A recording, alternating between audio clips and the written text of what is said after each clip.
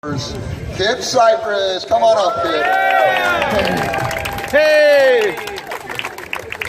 Thanks always for bringing so many cars to the show, Kip. We really appreciate it.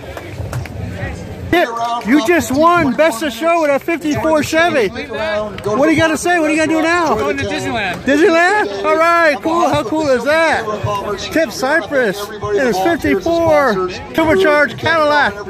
How long did it take to build that car? 4 years. 4 years? Brian. Hey, Brian and Dano.